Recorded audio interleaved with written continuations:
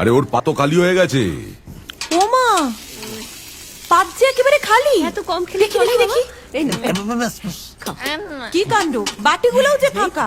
মাত্র 29 পিস মাংস গেলে কি পেট ভরে বাবা? তাই তো। মা, ও মা, কোথায় গেলি মা? মাংস দে তাড়াতাড়ি আ। হ্যাঁ, দি।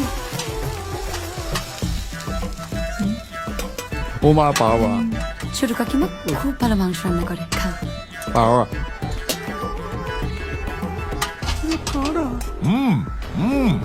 শুরু করো।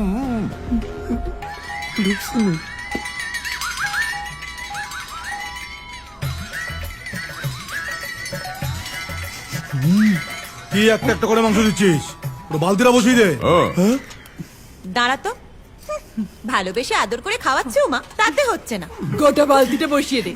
তোমাদের কাজ তো সারাদিন ষাঁড়ের মতো খাওয়া আর গুতনো। তোমরা কি বুঝবে বলো তো? যা বলেছিস, আমার মানুষটাকে মনে নেই? সেই বিয়ের পর প্রথম জামাই ষষ্ঠীতে গিয়ে একটা আস্ত পাঠা খেয়ে ফেলেছিল রে। আর আমাদের কপালে জুটেছিল শুধু হরি মোটর। তোমার বাবাকে খেয়ে নিন, তোমার ভাগ্যি ভালো। শুনলি কি বললো?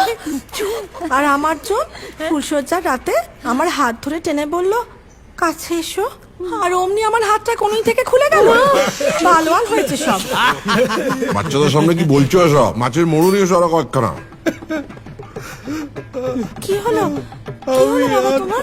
ততলো আরে ওর পাট খালি তো। মিষ্টি দাও।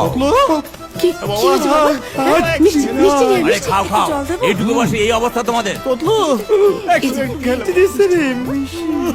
দে দে দে দে। তাড়াতাড়ি দে। অল্প করে দিও, কমপক্ষে 40টা। জয় জগন্নাথ। খা, আমাদের এখানকার বিখ্যাত রসগোল্লা। মিষ্টি না।